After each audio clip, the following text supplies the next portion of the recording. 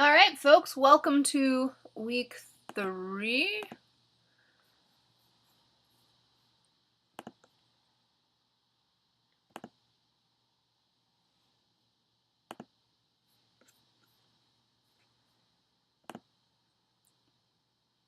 Tiana and Caleb, can you guys see my screen?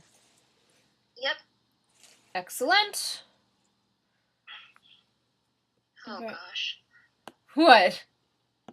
I think my dog is like destroying the upstairs room. Oh no!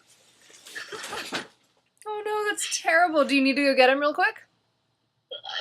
No, because there's someone upstairs. He's just got really bad separation anxiety. Oh no.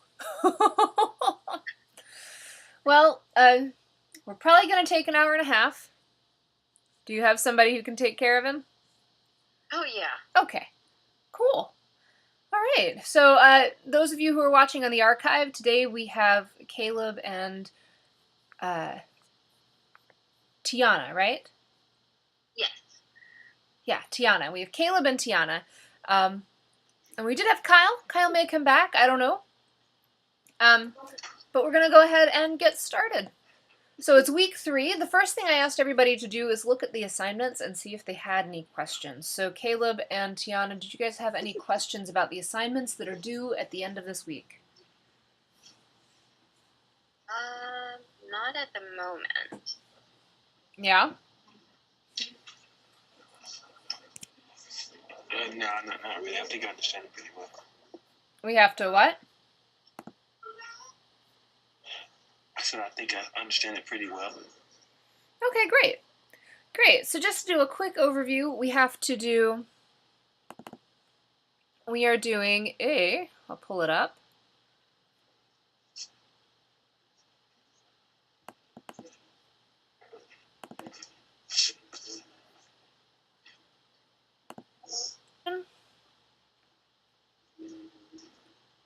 And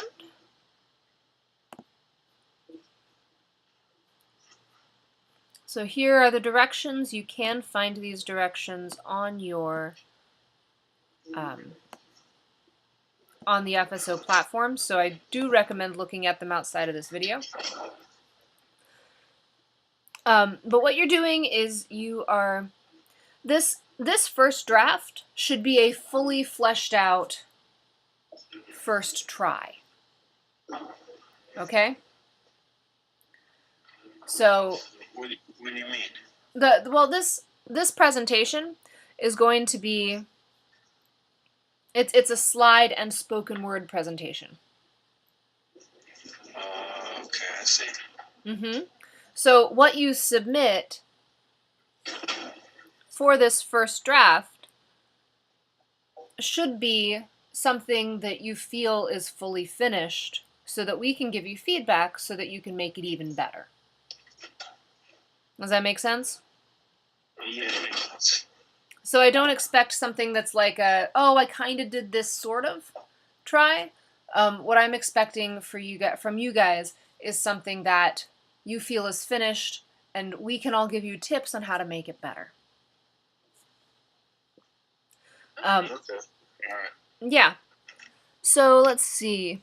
Making sure that you're addressing the following questions. So if you haven't finished these questions already, in this assignment you need to answer these questions. And you're answering them right here in this manner. Pretend you've finished your degree, you've completed all of the things that you're going to complete in this degree, and so we're fast forwarding ahead in your life many months, right? So these questions: how will you excel in the industry? What knowledge and skills have you mastered as a result of your education at Full Sail? What is your specialty? What are your unique interests? So all of these questions, they are easy questions, and yet they are very hard questions. So you'll want to be as specific as possible. Referencing, so your references, the course program, the way that you can predict what you will learn here at Full Sail is you can look at your course program, and a lot of that course program actually tells you what kinds of assignments you'll be doing. and whether you'll be doing portfolio work or stuff like that. So you actually have the opportunity to get really specific, and you can plan, excuse me, you can plan for how you think you will complete those assignments. And so we're going to make an educated guess based on what you want to do. And then you will speak as though what you want to do has in fact come true and it was awesome. So as you develop this presentation,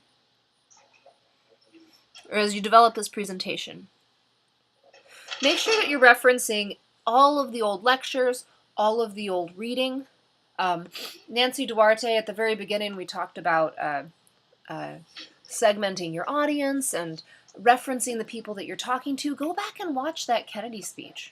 Like, go back and figure out how you want to reference the segments of your audience. And make sure you're being specific with that. You want to make sure you're paying really careful attention to the slidology readings. So the slidology readings of last week, those are really incredibly important for this week, because you will be developing slides that you will be playing simultaneously with your spoken word. So you will want to keep that in mind. Wait, the first draft has to have your voiceover? Is that what you're talking about, the first draft? Yes. Yep, your first draft needs to have a voiceover. Okay. Yeah, you're going to treat it like it's the finished thing. I think it does. Let me see. For this assignment, you will create a 3 to 4 minute presentation to pitch yourself. Yep. So would this technically be like, I guess, we're presenting as if we're trying to get a job in our industry? Uh-huh. Yeah. Okay. I just wanted to make sure I was going about this the right way. Absolutely.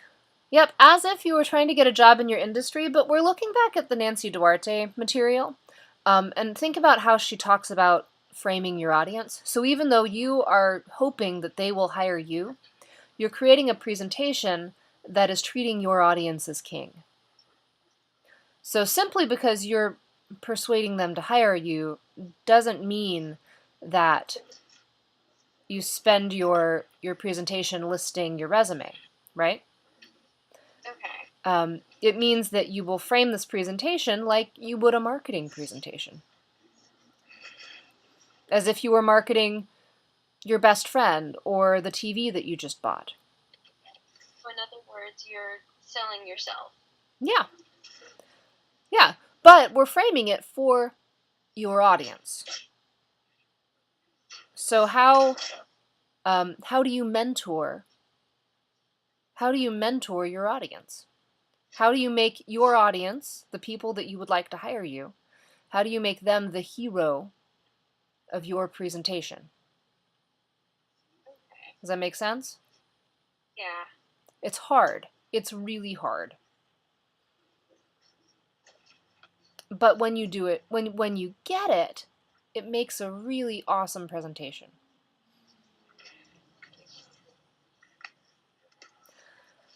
So for this draft, don't forget to look at the rubric. The rubric makes a big difference.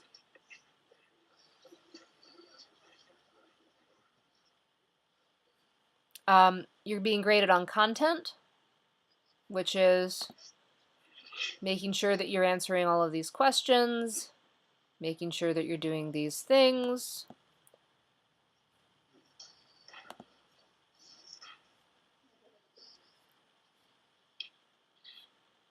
All of that. Critical thinking. So precise information. So every time I ask you guys to get specific, the more specific and precise and detailed you are, the better your score is going to be.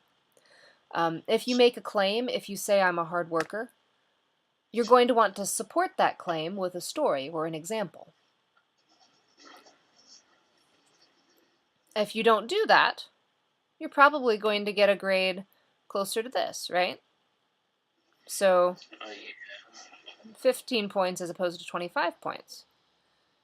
So let me get this straight. You're trying to get a job with an employer. Uh-huh. At the same time, are you presenting your own business or something? Say that again. What'd you say? You're trying to get a So job with an employer, but at the same Are time, you what? trying to get a job with Are you trying to get a job with an employer or present to them your own business? What do you want to do when you graduate? Start my own animation studio. Okay, so you're starting your own animation studio. Yeah. Even if you're starting your own business, people will hire your company, right? Oh yeah, right. Okay. Yeah, that's true. Yep. So you're thinking about who are the people who are going to hire you or your company or who will pay you money. You could also think about who you want. You can brand yourself for collaborators. Like, are you going to look for collaborators? I had a guy last semester. He was putting together a film, and so his presentation was basically a GoFundMe presentation. Okay. So, does that help? Yes, it helps a lot. All right, thank you. I just wanted to make sure clear on that. Awesome. Great, Caleb. Hey, Daryl, welcome. I see that you were there. Looks like your mic's off, so you might be able to talk to us. Or it looks like your mic is on, so you might be able to talk to us. Welcome. Okay, so relevance. This rubric talks about relevance. Making sure that your content is directly related to the course materials. So I want to make sure, you want to make sure that you are showing me in this presentation that you have read Nancy Duarte, that you have read the Slidology book and the Resonance book, and you want to make sure you are doing the things that Nancy Duarte tells you to do. And that will be present in the way that you structure your material, and that will also be present in how you create your slides. So that is going to be present in all of the things. And if it's not there, you will get a lower score in this component. And you want to make sure, notice the presentation is clearly created for the appropriate audience. So this is not just the content, but this is also looking at whether or not you're addressing your audience. Like, there is a whole 25 points in this rubric devoted to whether or not you're addressing an audience correctly. Okay. So think about that. And then, of course, we have mechanics. So making sure you're checking your spelling and your grammar and your use of text and stuff like that. Your slide design. You want to make sure that you're following. So this is Slidology, comes in like really strong here. So this, I just want to see that you're, or here, I just want to see that you're using stuff, right? And here, Yeah. like the quality of the use starts to count. And you're looking at all of these things, like information flow, movement, visual components, and whether or not those visuals actually enhance the words that you're saying.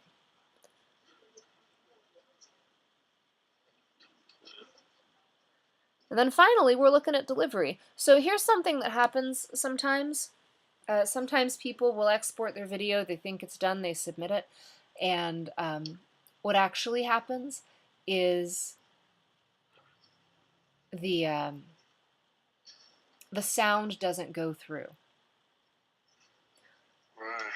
So if the sound doesn't go through, I cannot grade your delivery. So I cannot give you credit for that. But also, if the sound doesn't go through, I can't actually hear whether you did critical thinking or not. And if the sound doesn't go through, I can only give you about half of what's listed here, right? Because if I can't hear the words that you're saying, those words are the majority of the content of your presentation. So just a word to the wise, make sure that when you export your video, that the audio component is there. So double check, triple check, quadruple check. So how do we do that? Just open the file and play Yeah. it over to ourselves? Yeah, exactly. Can you put, okay, so you can implement, I guess I'll just use PowerPoint again, but you can implement your own audio through PowerPoint, yeah? Yep, you can. I just use it. Cool. All right, Tiana, any questions? This make sense? Yep. Cool. All right, Daryl, any questions?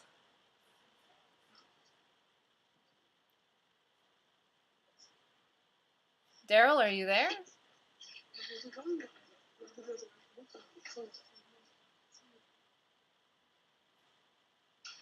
Okay, awesome. Glad you're good, Daryl.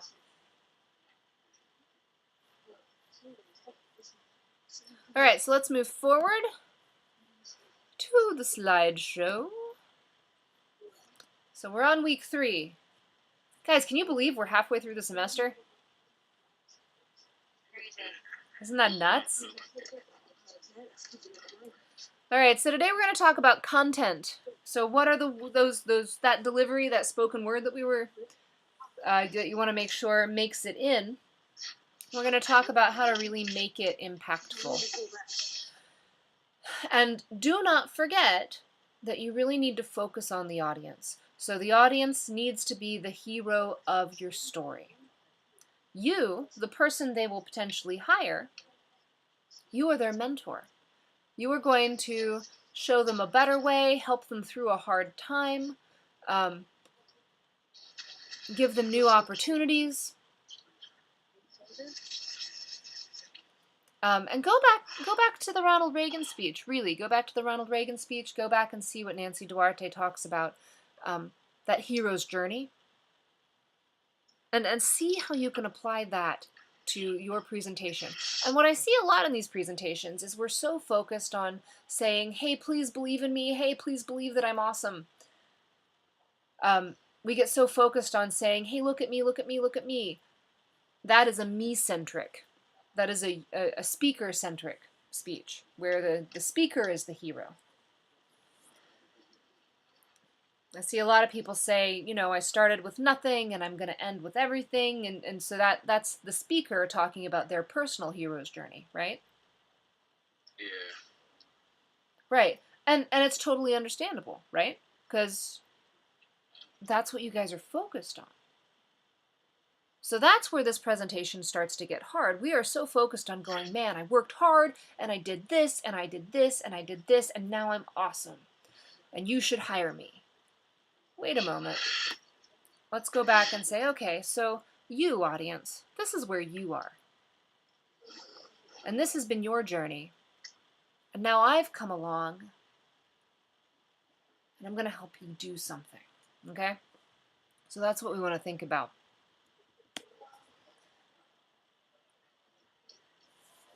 One major thing you want to think about is telling stories.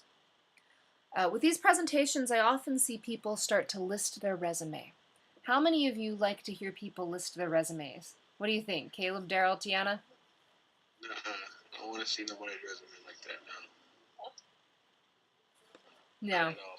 I hear people, well, I did this, and then I did this, and then I made a movie, and then I was in a puppet show, and then I did... Don't do that. Your audience is going to check out in about 2 seconds. But, they will. But, if you can make a claim, for example, say, I am a hard worker, and then tell us a story, say, so I am a hard worker. For example, when I was 12, my mom got really sick. And there were a lot of things my mom used to do for me, but she wasn't able to do them. And so what I ended up doing is I went to school, I did all of my extracurricular activities, but I would get up extra early to help my mom. And then, after I worked all day at school and I did swim team and then I did a theater show, I would come home and I would work for 3 or 4 hours just to help do the things that my mom would do. Okay, so that would be a story supporting the claim, I am a hard worker. Does that make sense? Mhm. Yeah.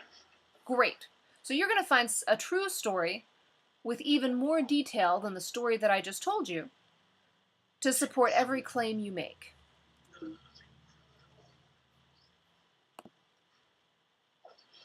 So are you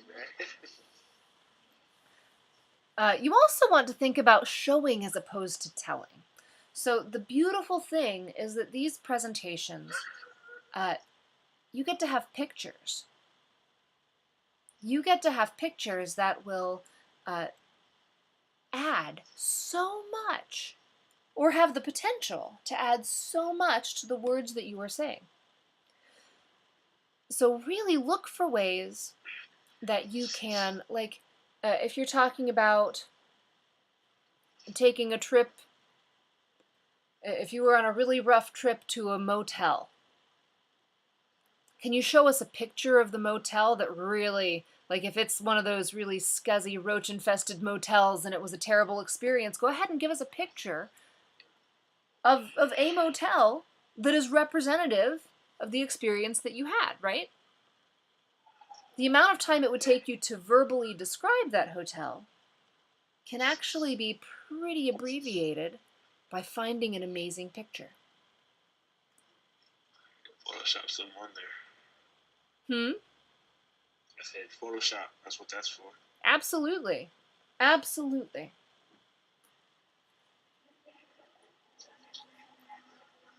You're also going to make sure you're paying attention to structure. You want to think about how the content flows. So, you're thinking about a 3-act structure. So what's the most simple 3-act structure you guys can think of? Beginning and end. Yes, absolutely. Wonderful, Tiana. Yeah, so we're looking for a beginning. You're looking, and so a beginning, how do you get the audience intrigued? How do you get them involved? How do you orient them to what you're going to talk about? The middle is where the meat of your presentation is actually going to happen. So that's where you'll have the most stories, the most claims. Always continuing to reference your audience and remind them of who they are. And then finally, you're going to wrap it up. You're going to remind people what you told them. You'll remind them of the major thing that they need to remember.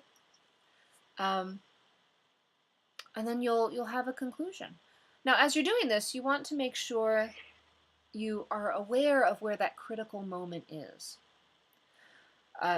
You can go back and you guys remember the spark lines? Yeah. Yeah, I was a little confused on the reading for the spark lines. Like, So- it didn't make 100% sense to me. So what do you mean? Like, just trying to understand the idea of it. I guess I was probably too focused on the actual, like, graphics, trying to make sense of it with the reading. Okay. Well, the spark lines, you're looking at that what is versus what could be. Did you see that? Yeah. Mm-hmm. So one of the things Nancy Duarte talks about is taking your audience, describing what is. So right now, your company is reaching an audience that's made up of middle school kids and high school dropouts. Now, that's an excellent demographic, but this demographic doesn't have money. What could be? Have you ever thought about reaching the young professional bracket? The people who've just gotten an amazing job and have money to spend? So going back between that what is and what could be, really seats the presentation in the audience, like we're talking about that hero's journey. That spark line is a great way if you're mirroring what she does there. I mean, does that help, Tiana? Yeah. I guess I don't know what you. Can you give me another question to kind of focus my words? So it could just be me too, because I have a tendency to like read way too into things sometimes instead of just taking it at face value. So I kind of I overcomplicate things sometimes. But what you said just pretty much made sense and kind of answered my question. So Okay, perfect. Yeah, it's not as much about making that graphic happen. I think the graphic is cool, but if I mean, you could like write that on a piece of paper with a pen and paper, and just for you, or you could also don't forget that we can always use those index cards, right? And so if you use index cards and you're writing out your outline on the index cards, you can make 2 columns and just lay it out. What is, what could be. So what is on the left and what could be is on the right. Does that help? Okay. that'd probably be better for me. Cool. I love index cards. Getting things off the computer is really a good thing for me, personally. Yeah, I have like a good and bad habit. I just literally write everything down. So That's amazing. Writing everything down is great. So don't forget your star moment. sometimes. Somewhere in your presentation, you need to make sure you have this dramatically driven big idea moment where you really drive that big idea home. And you need to make sure you have it. It needs to be specific. It needs to be sincere. It needs to be significant. And it needs to be enlightening.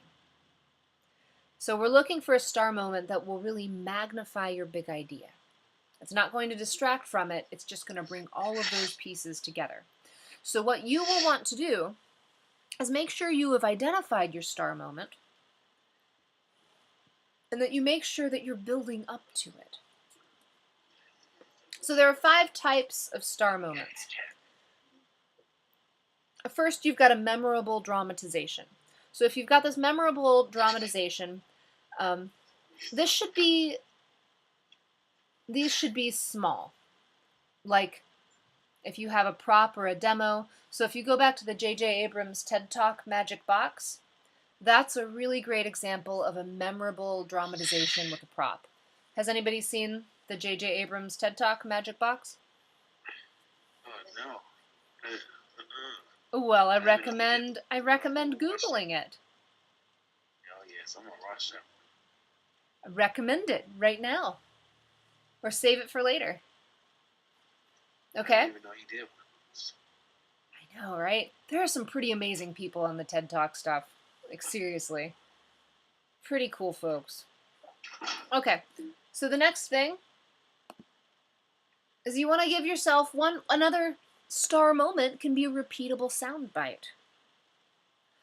So these can give people a rallying cry or help feed headlines into the press. So we're thinking about slogans. Martin Luther's I have a dream. Like that I have a dream becomes that repeatable soundbite. And it also becomes this rallying cry. It becomes something that people can say with him. You can do something like that too. In fact, if you watch some of the speeches that Obama's given, he does that. Especially some of the speeches I've seen recently. He actually does this repeatable soundbite and does a really excellent build in a couple of them. You want to think about giving evocative visuals. An evocative visual could be your star moment. Images have an amazing emotional link to information. So images can help connect your audience's emotions with the words that you are saying. Now, I really think charts and graphs are amazing. However, a chart or a graph is not an evocative visual for your star moment. Does that make sense? Unless you're Tim Urban. Yep, unless you are him. But for this presentation, I recommend that you avoid charts and graphs for your star moment. Any other time in your speech, you might actually want to use those. Next, your star moment could be emotive storytelling. So a story that has an emotional connection to it. That emotional connection is going to make your story memorable. If you don't care about the story that you are telling, we won't remember it later. And then we've got number 5. You can always use shocking statistics. Now, if you give a shocking statistic, you do not want to gloss over it. If you give a shocking statistic, you're going to make that claim, and then you're going to help us understand what that actually means. You'll talk us through. You might even give us a for example. So if we're saying 95% of the American population is obese, what does that mean? What does that look like? So 95 out of 10, that means that think about 10 people that you know, only one of those people is not obese. Now, right now I just made up a statistic. That's clearly not an accurate statistic. You, in this class, you guys do not make up your statistics. Use real numbers. But that's an example of walking us through a shocking statistic. So ideally, we don't want these star moments to be cliche. We want them to be sincere. All right. So a little bit about repeatable sound bites. Come back. Okay. So what McDonald's? What's their slogan? You see them and you think what? I'm loving it. Yeah, absolutely. Right? Whether you go to McDonald's or not, you know what their slogan is. That's something they've repeated so many times. Yeah, they got rid of the clown. I don't see him anymore. Yeah, I don't see Ronald McDonald anymore. We also want to think about evocative visuals, so a little bit about those. Visuals wield a different power than words. So it's one thing to read or to hear something, and it's really very different to experience. It's a different experience to see something and to see it represented through a video or through a picture. And a lot of times, using an evocative visual, it really starts to make it tangible. It makes it a lot more concrete. So a lot of times we're talking about abstract concepts like joy and hope and stuff like that. If you can put that into a picture, all of a sudden you've got a lot more details. You can also use images to add impact to the data that you're presenting. So a lot of times you'll see corporations, they're giving statistics about children who are starving or something like that, right? Well, So isn't that kind of, I guess, for example, I guess like Jackson Pollock, like when his artwork is considered, evocative visuals. his artwork is very evocative. His artwork doesn't always give a narrative. Does that make sense? Yeah. So I wouldn't say don't use a Jackson Pollock painting, but what we are trying to do with this presentation, we are trying to tell a narrative. Okay, I could see how that would be difficult with his work. Yeah. Yeah, his work's amazing, but one of the things that is amazing about his work is that it doesn't have a narrative. That was one of the things that he was really playing with. So, things to think about that. But that's a good question, Tiana. Thank you for asking that.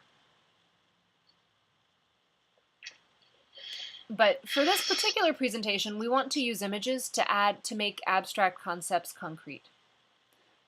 or to add impact to the data you're presenting. So if you're giving data on the children who are starving in Baltimore, can you show us a picture of a child that looks very hungry, right?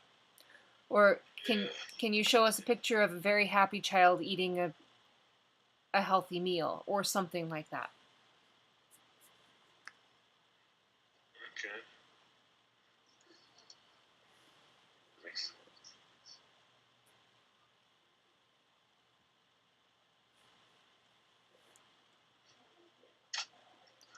Any questions so far?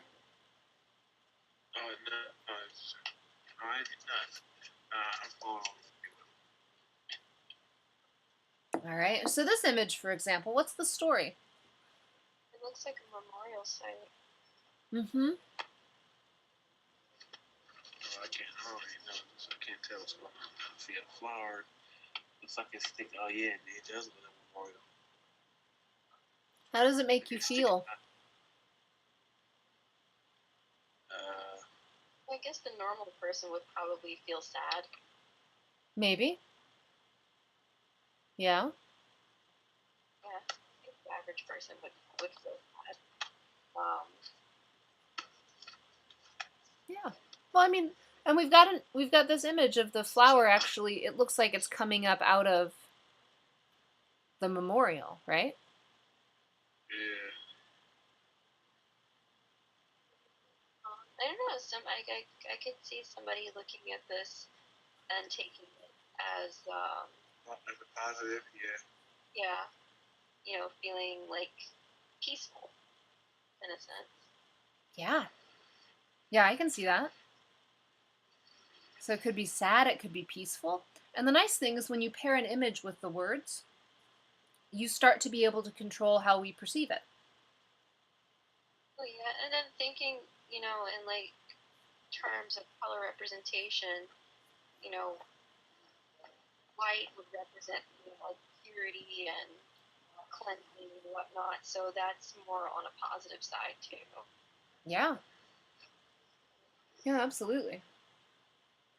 Cool. So, and the point of this is to your star moment could be an evocative visual. This is an example of an evocative visual. And bringing in things like color theory and the emotions that the visual gives you, those are the questions you need to ask.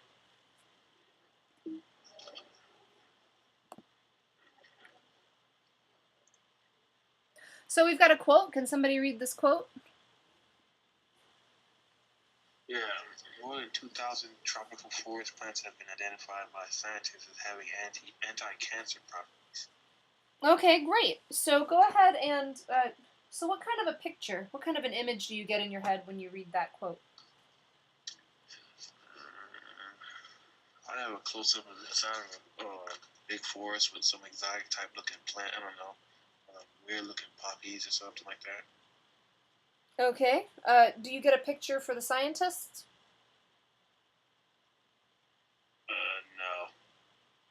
No. Okay. What kind of emotions do you feel when you hear that quote? Sounds good. Like, hope, curing cancer. Okay. Cool. So what happens when we pair this quote with this? Let's see, more than 2,000. Daryl, it's you can respond too. Tiana? It's alright. No, Caleb, you're awesome. That was not a criticism. I guess if it was something that you have zero knowledge of, with the picture behind it, I feel like you would automatically take it as being 100% factual. Like if you just really didn't know.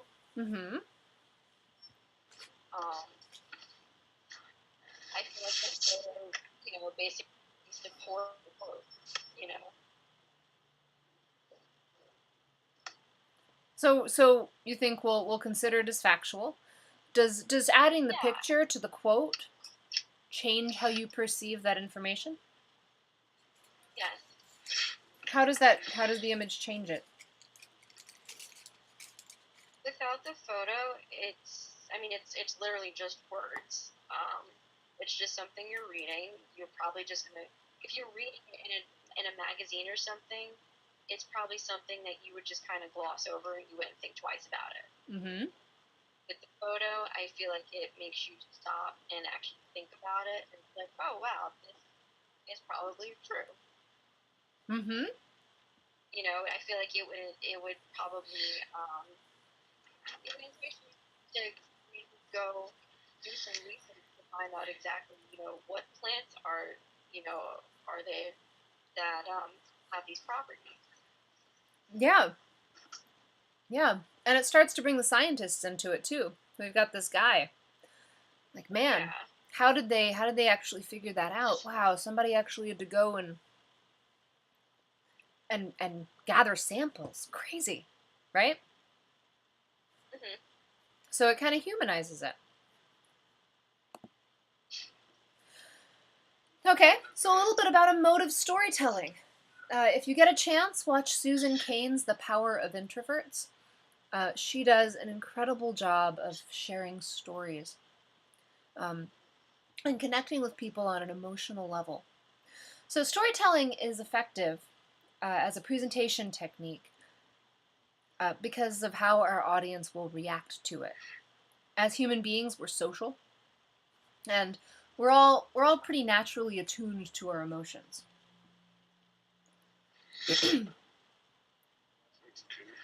So, take a look at Susan Cain, The Power of Introverts. So here's a challenge. You guys, while you are here, I want you to write down your 10 favorite movies. Okay? You've got about 30, I'll give you a minute. I'm timing you. Okay, so you got a minute. I want you to write down your 10 favorite movies and go. Daryl, you too.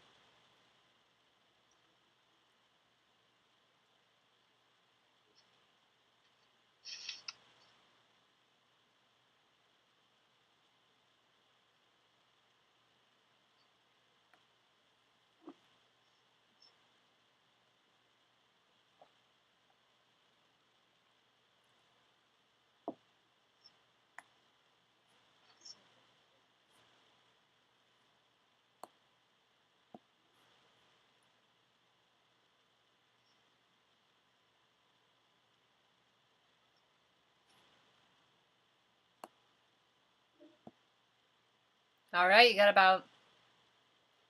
you've got about 15 seconds left.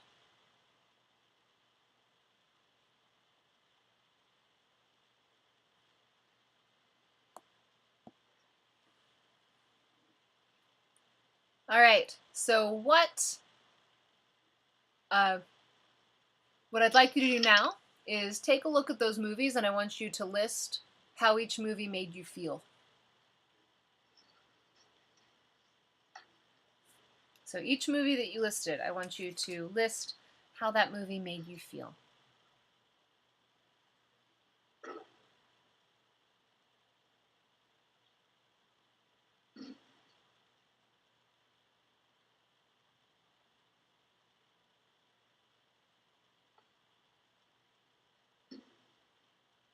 All right, Caleb, Tiana, Daryl, go ahead and share. What's your top 2 movies? Who, me? Yeah. Okay, Fast and Furious, Tokyo Drift, and iRobot. All right. And how did the first movie make you feel? Excited. Mm-hmm. What about the second one? The same, excited. I don't really feel. I like relatively action movies, so it's gonna pretty much be this for my entire list. Okay. Some movies gave me typical homey type feeling. Like I like iRobot because the fact that Will was trying to explain it how he didn't trust the robots and his justification for it really made me like the movie. Really felt at home. Well, I mean not at home because I've never experienced it, but still I could imagine relating to it. Okay. Did you see the movie iRobot? No, I didn't.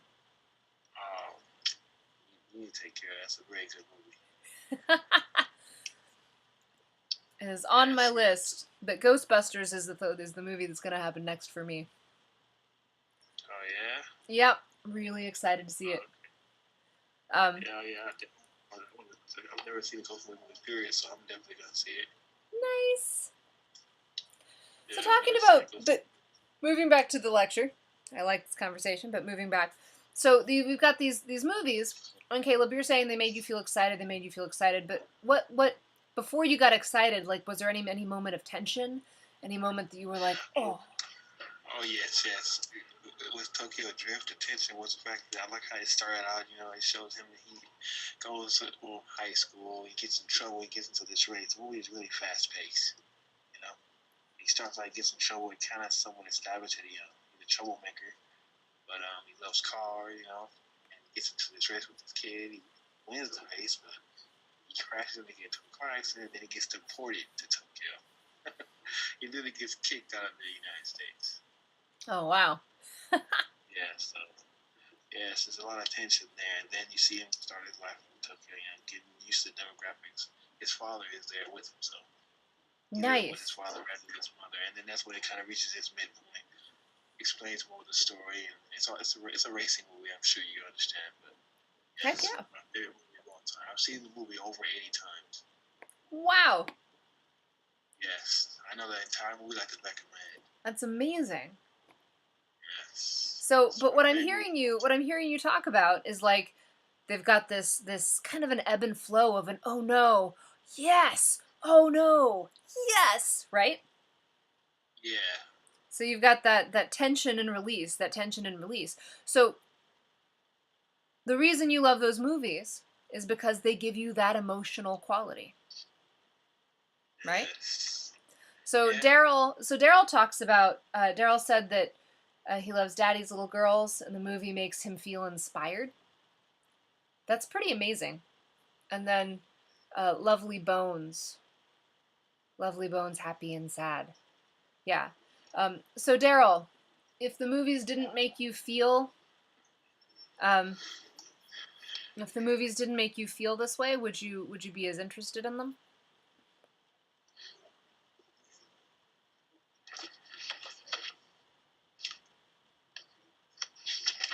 You there? He's typing everything. Yeah, he's typing everything. So Daryl, these movies that you mentioned, you've got Lovely Bones, you like, and Daddy's Little Girls. And you said how they make you feel, right? The movie makes you feel inspired, and it makes you feel happy and sad. Um, does the reason you like these movies have something to do with the feelings that it evokes?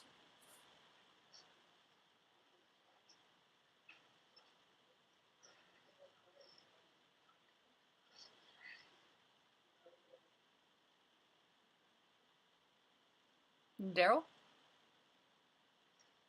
Yeah, it's a relatable thing. So we choose to watch movies that tell stories that get our emotions involved. And so the takeaway for you, as you guys are developing your presentations, is you want to tell stories that will get your audience emotionally involved. And sometimes, if you're looking for that excitement, uh, like Caleb was saying, you can find something that gives that tension and release, right? We've all heard stories that give us that tension and release. So how do you put that tension and release in your presentation? Movies That's were a sad. What'd you say? What if your movies were sad? Because now I feel like my list is horrible. Oh no! What were your movies? Oh gosh. Well, my top two were kind of a toss up. Yeah. Well, my top two, it was Roman Holiday and Tombstone, which are like complete opposites. But Roman Holiday just made me sad all around. Yeah. I know sometimes Aristotle talks about giving an audience huge tragedy. Um, Well, I mean, because it wasn't because tragic, tragedy offers a catharsis. So it it allows a wasn't. safe way to feel sad. No, I like really sad movies for some reason. Huh? There's nothing wrong with that. So Nothing wrong with that. And you can incorporate that in your presentation if you would like to. Just think about how you can. So something else you guys can do, your star moment could be a shocking statistic. And guys, I know I'm talking about using these as star moments, but that doesn't mean these options aren't included other places too, right? So Steve Jobs said, we are now selling over 5 million songs a day. And then let's look at this. He goes, isn't that unbelievable? So he doesn't just say, we're now selling over 5 million songs a day and moves on. He says, we are selling 5 million songs a day, and then he reflects on it. Isn't that unbelievable? And that reflection actually tells our audience how to react, right? 5 million songs a day. Dude, he just used repetition. Do you see that? And then he actually explains the statistic. We are selling over 5 million songs a day now. Isn't that unbelievable? 5 million songs a day. That's 58 songs every second of every minute of every hour of every day. So he put that 5 million songs a day into seconds and minutes and hours. So something that we all experience, right?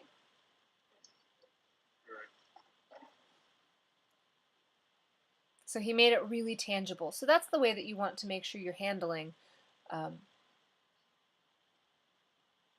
statistics. And they can be incredibly helpful. So now we're moving forward to the 3 pillars of public speaking. Have either of you gotten to the part where Nancy Duarte talks about the 3 pillars of public speaking? No, I don't think I have, no. I skimmed through it. All right, I recommend going back to it, and in fact, you guys can go ahead and look it up in your book and follow along if you would like. That is the nice thing about doing lectures on your computer. You can totally have the textbook open right next to you. Oh, this is the ethos, pathos, and, oh gosh, what's the third one? He starts with an L. Yes. Ethos, pathos, and Oh gosh, don't tell me.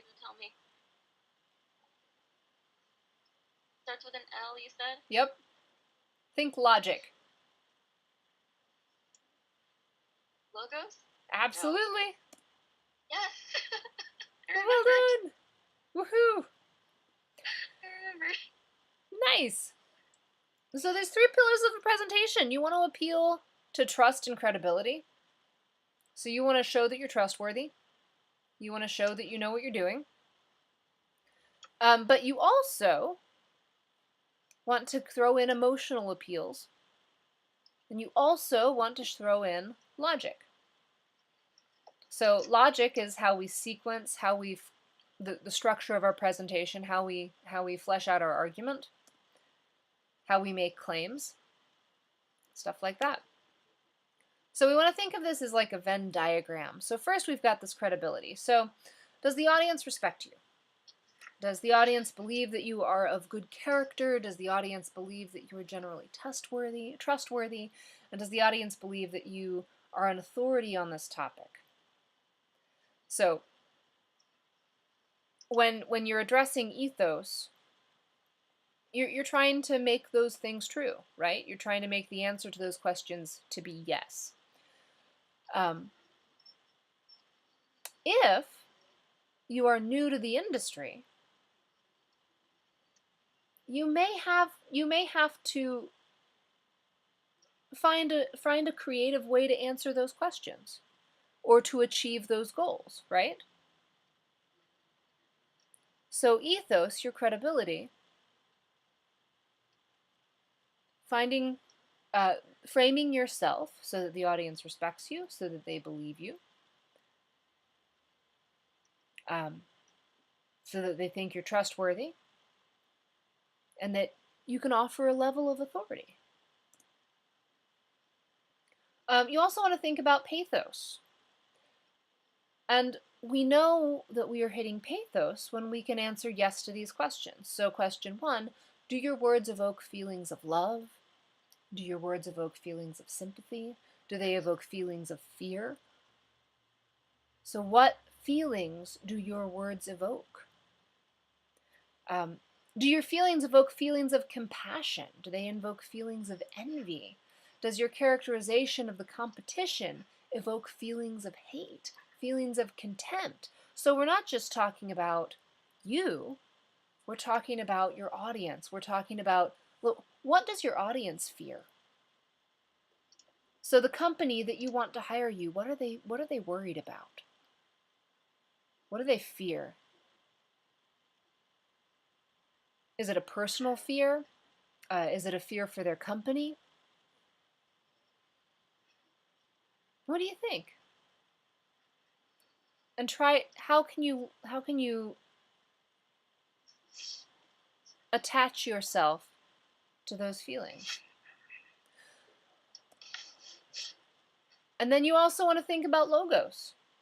So logos, does your message make sense?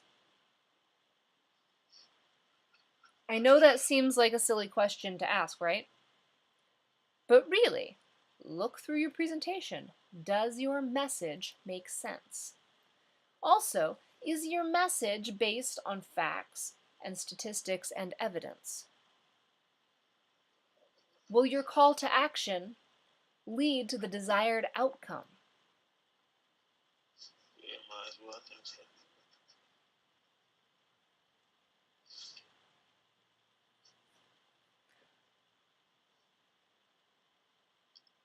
All right, so we've got these 3. What do you guys think is the most important? Credibility. There's a lot of scams out there, so credibility, if you ask me. Yeah? Yeah. I feel like logic. Yeah? How come? I mean, while I understand that you would want to base your presentation, with facts and statistics and whatnot, at the end of the day, even if you give a presentation on something that was a bold-faced lie, it still has to make sense. Mm-hmm. Yeah, absolutely. Well, Tiana, you agree with Aristotle. Aristotle believed that logos should be the most important of the 3 persuasive appeals. Yeah. But he also said that logos alone is not sufficient. And not only is it not sufficient, but it's not necessarily more important than the other 2. So the truth is that you need ethos, pathos, and logos to work together to create an effective presentation. So we want to think about this model of communication. So communication has these following parts. We've got the sender, who is, in this presentation, the sender is you. You're having this original idea. And you're thinking, and you've got the receiver. In this presentation, who's the receiver? Audience. It's the audience. And for your specific speech, who is the intended receiver?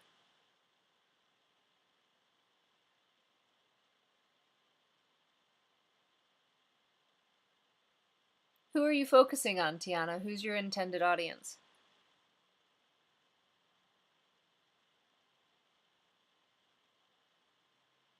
You can just make something up. Take a guess. Oh, I had answered. I didn't know if you heard me. Oh no, I didn't hear you. Hello? Hello? I can hear you. Can you hear me? Yeah, the audio's breaking up. Oh no! Can you hear us? I can hear you. So who's your intended Okay. audience, Tiana? Yeah, I was asking. I was asking, I guess, like, would it be the company that we're presenting to? Oh, yeah, absolutely. Yep. So that's your the person, whoever you're pitching yourself to, right? So that's your intended Yeah. audience. So that's going to be the intended receiver. And so why do you think you're making a video presentation that you're going to put on the web? So why do you think I'm saying intended receiver?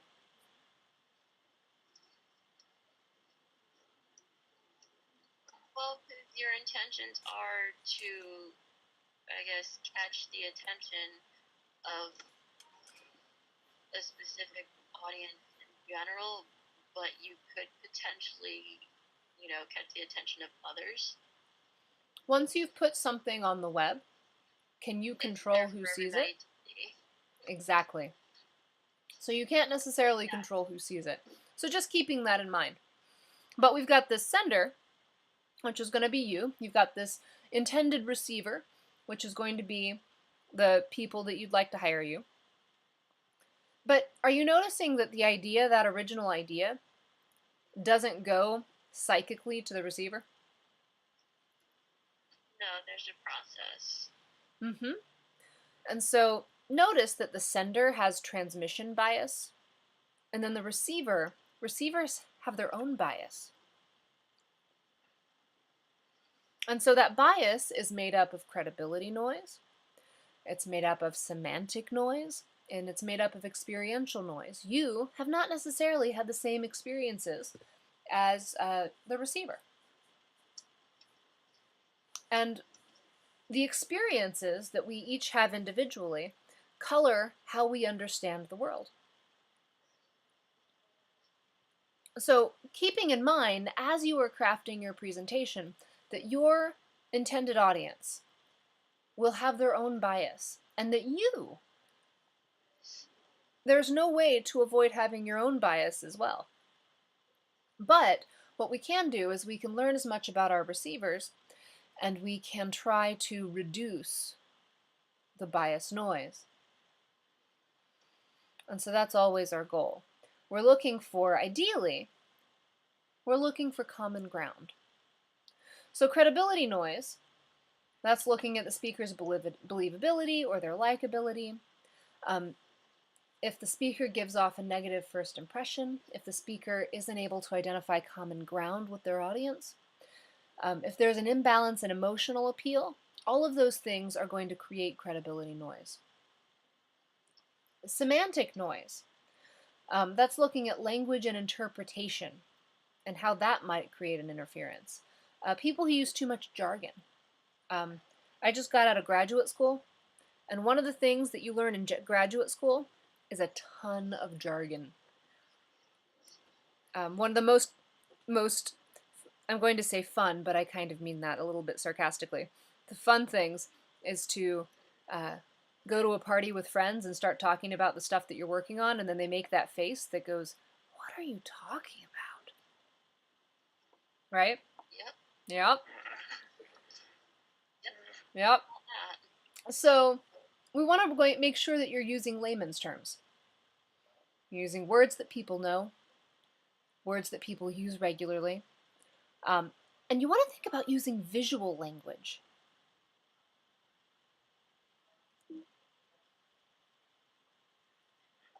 We can also think about experiential noise, the speaker's delivery, and the way the venue is. All of these can create interference. If your presentation goes too long, that can start to distract your audience, right? If your body language isn't appropriate to your presentation, or if you have nervous tics, that can distract your audience.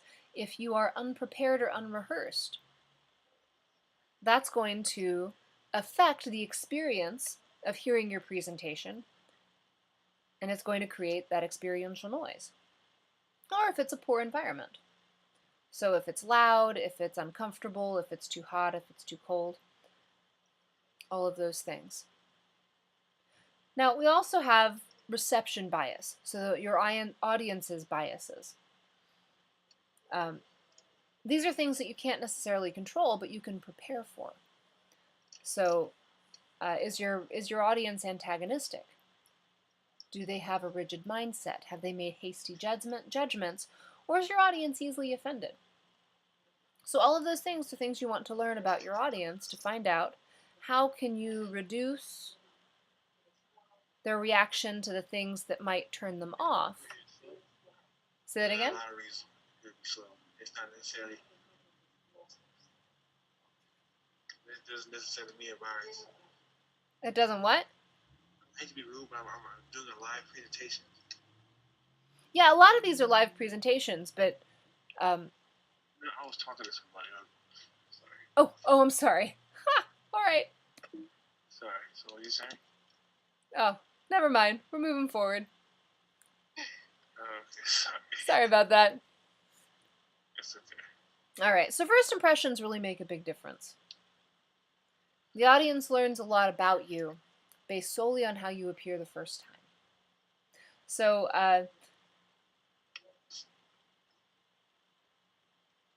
have you ever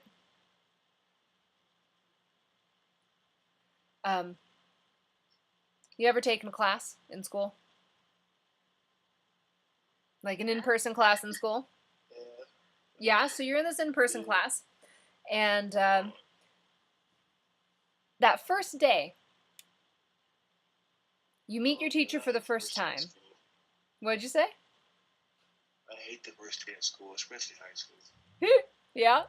Yeah, you walk in there, everybody's staring at you like they never seen a human being before. Yeah, that can happen. That was even me. My first day of school, nobody really paid much attention because I was like the smallest thing walking around. Oh no. I prefer that to being stared at. Well, no, it's rather annoying because, you try to get people's attention to kind of move out of the way and no one sees you. Oh, I see what you mean. Oh, it's frustrating. It doesn't help because not only am I like really, really tiny, but my last name starts with a W, so I was always at the end of the line no matter what. Right, alphabetically ordered. Right, okay. Well, so you've got your experience, but you also have the teacher, right? Yeah.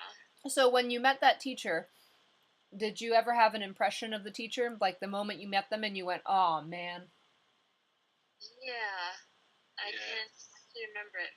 Freshman year of high school, my math class, the very first day we walked in and realized this woman could not speak a word of English and she was trying to teach high school algebra. Oh no. Oh my god. Wow. So that first impression, did it last with after you that. through the semester? It did. It did. Yeah. Hey, It did. I can say, though, learned a little bit of Spanish out of it. There you go. You always learn something. It may not be the topic intended. No. So all of this to say, first impressions can make a huge difference. And first impressions actually stick with us for a pretty long time. And our first impressions are usually pretty accurate. So you want to make sure that you are managing your first impression as effectively as possible. So when you introduce yourself, keep in mind that all audiences are looking for similarities and differences. So when they look at you, when you guys were evaluating your teachers, you were going, okay, so how are you the same as me? How are you different from me?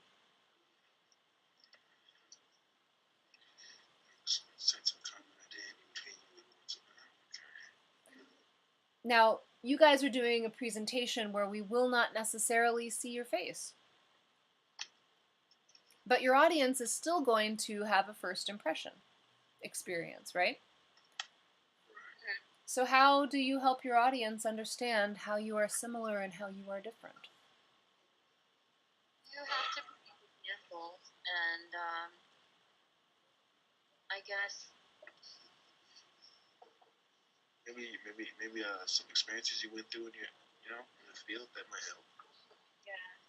Tell them things about yourself that they can probably relate to. Yeah, absolutely. It also helps too.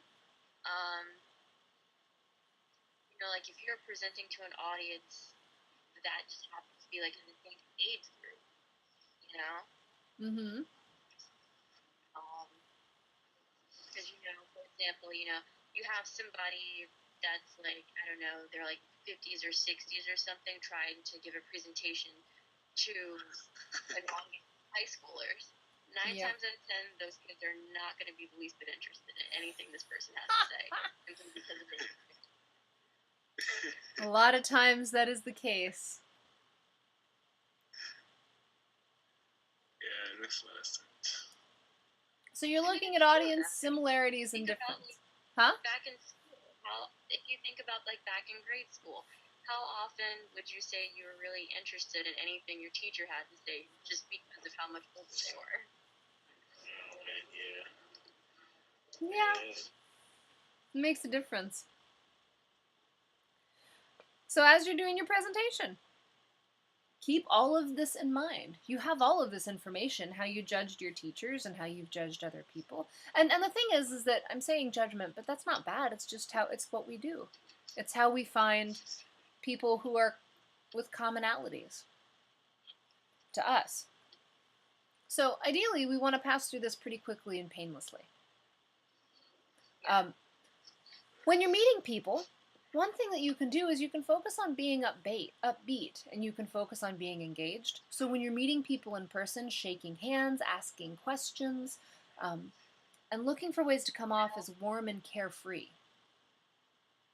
Those are really good ways to create this common identity, as opposed to cold and aloof.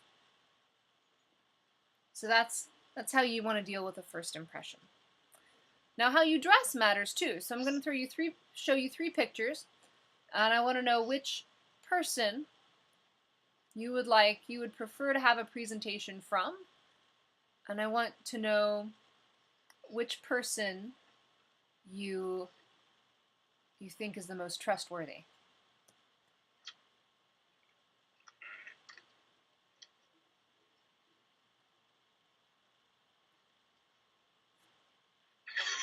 Why? All right, so we have three pictures. Who is the most trustworthy, and whose presentation do you want to hear? It's the same dude across the world. Looks like the exact same guy. It is the same guy. It is the same guy. But he's three completely different personas of the same person, right? Well, we wouldn't trust number 3. No? I'll be honest with you, I probably wouldn't trust one either. They both have, yeah, I mean, they look, I don't know. The first guy, obviously. Huh? I don't think I would trust number 1. Why not? No? Well, no, because the folding of the arms, that gives like a bit of a standoffish vibe, despite the fact that he's smiling. I feel like you almost never want to cross your arms when presenting. Like, it doesn't give off a positive vibe. I think I can understand what you mean. Yeah, that's a good thing to note, Tiana. Nice. And his smile's kind of creepy. Straight up. So which one? Which one is the most trustworthy? I guess we'll go with the green one. Number 2. Yeah. It's not easy being green, guys. It's not easy. All right. So something as simple as this. This is one guy. He's dressed in 3 different outfits, and his body position is in 3 different formations, right? Mm-hmm. So looking for ways that you can be warm and open. The thing about that green, the middle picture with the green shirt, he looks very open. He looks relaxed. But he doesn't look defensive. He doesn't look like he's trying to game you. He's just going, hey, I'm here. Yeah. So it's something to think about. Yeah, the first one looks like one pushy car dealer salesman. Yeah, that's what he looks like. I know, doesn't he? Yeah. I can't stand it. Cool. So this concludes the presentation. The final thing I want to say is that there's always room for improvement. So with this first draft, we've talked about it already, what I will be asking you guys to do is to turn in a draft that feels finished, with the understanding that you're going to get feedback from me and you're going to get feedback from your peers, and you will be expected to change that draft based on the feedback that you receive. So as you guys are giving feedback, I want to remind you of my philosophy. And that philosophy is that every presentation can always be better. So giving people comments like, wow, couldn't be better, perfect, that's not helpful. Yeah, I hate when people do that. They just say it to be nice. I know, right? It doesn't help you get better. I don't know. You should always be able to give constructive criticism. Yeah, there you go. Well, and so one way to give constructive criticism is to ask questions. Yeah. What are you going for? Who's your audience?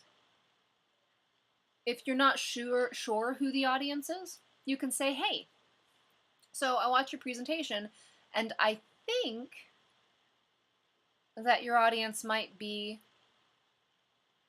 blank, and fill in the blank. I think maybe you're talking to Pixar or something. However, you never specifically say Pixar, so I'm not sure, and it's a question that I have your whole presentation. And then you can say, is that what you're going for? Right? Okay.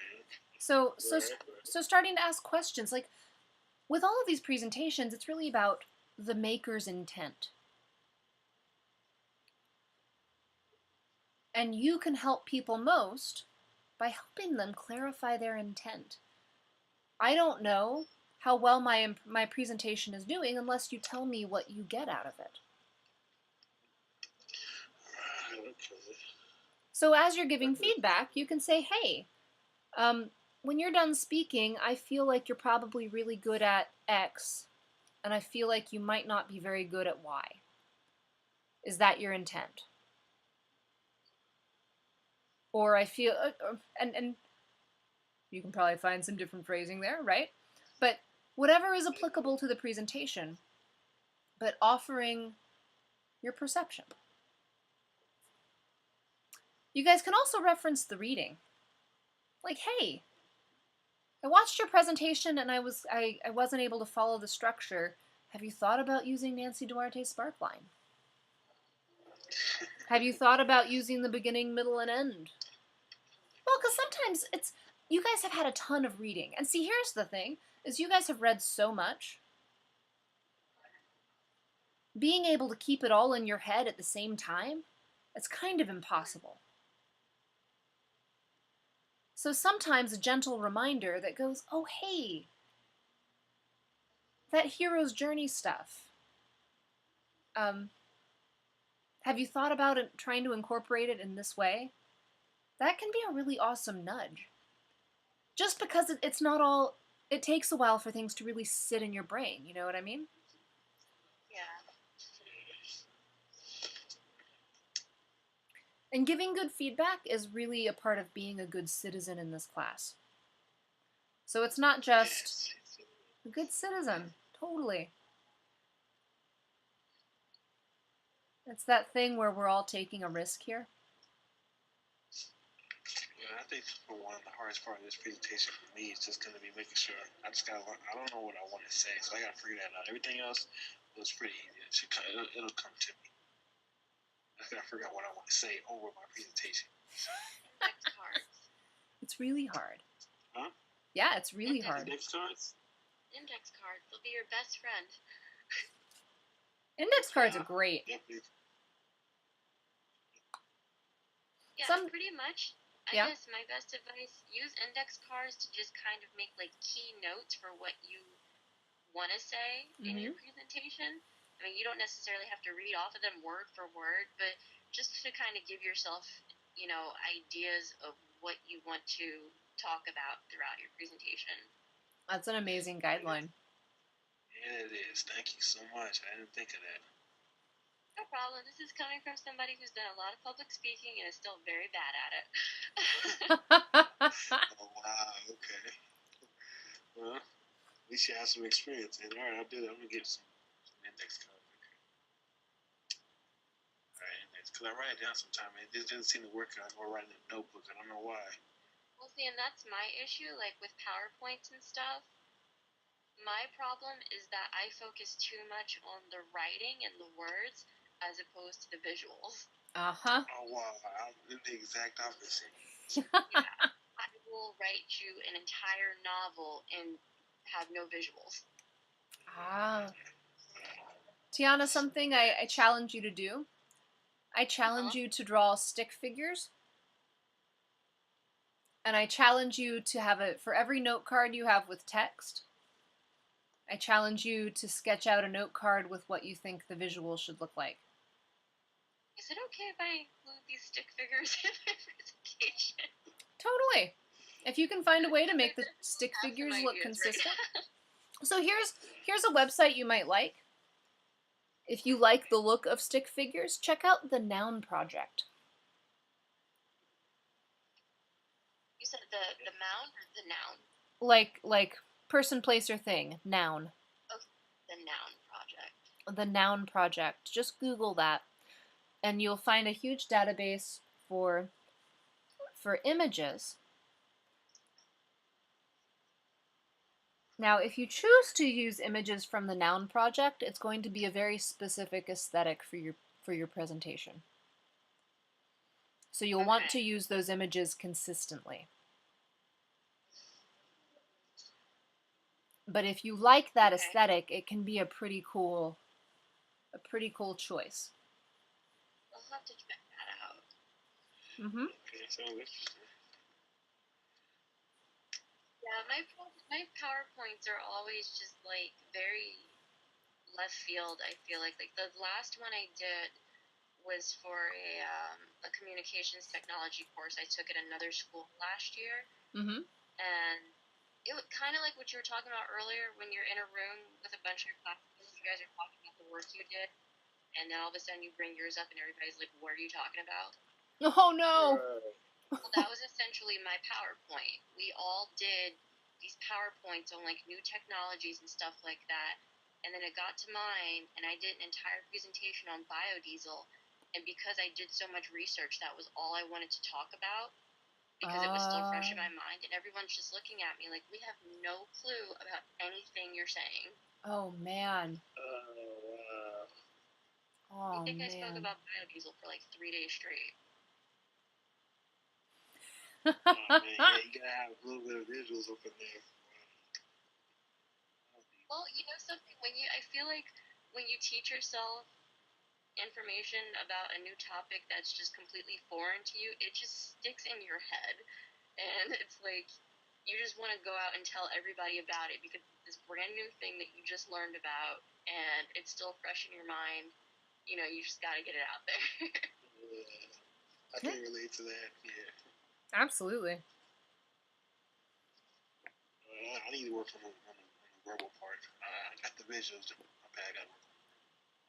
Well, and here's something. If you guys are interested, you can always exchange emails with other folks in the class. And like Caleb, if you're really confident on visuals, and Tiana, you're really confident on message, you guys can run things by each other. Well, yeah, I was actually looking to do like a weekly study group.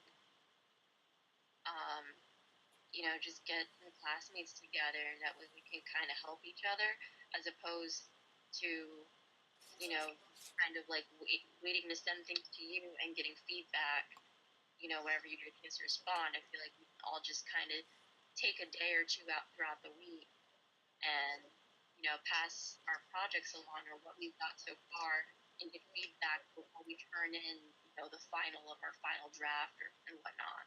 That's really smart. That sounds great. I agree. I just think it helps to get feedback before you actually turn the assignment in to get more feedback, Yeah, yes. That sounds great. Absolutely. Have you guys thought, Tiana or Caleb, have you guys used Google Chat ever? I've used it once and it was really confusing. It was like when it first came out. Check out Google. I've never used it. Check out Google Hangouts. So Google Hangouts, you can actually, it's kind of like Skype, except you can talk to 6 people at a time. I have Hangouts. Oh yeah, I know what that is. I don't use it hardly, but I have it. So you can do Google Hangouts, and you can also, like with Google Hangouts, you can have a chat on the side that that shares documents. That's one way to, if you wanted to like run your presentation by somebody, you could actually talk to them in person, kind of.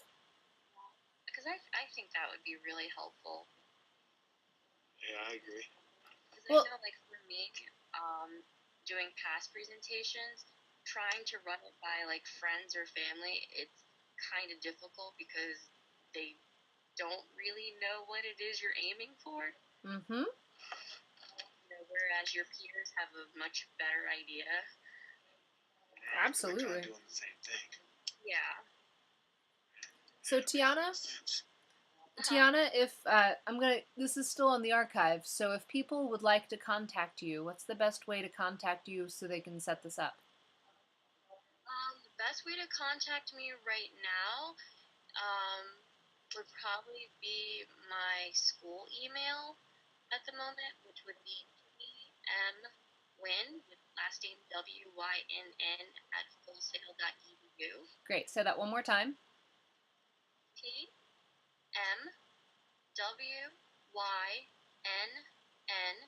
at fullsail.edu. Excellent.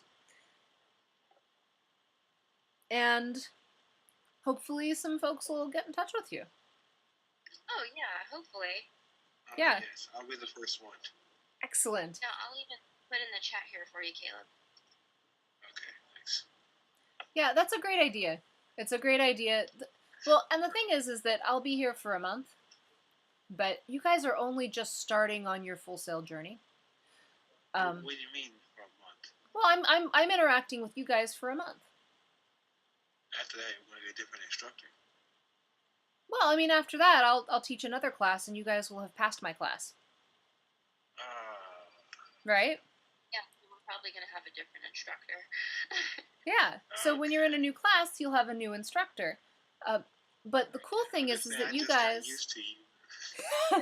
That's it. It's just me. Okay.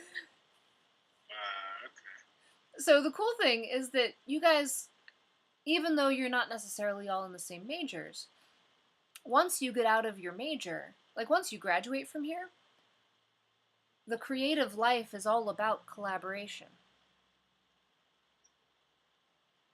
So finding folks with whom you like to work, whose work ethic you respect, whose creative output you respect, that's a pretty amazing opportunity.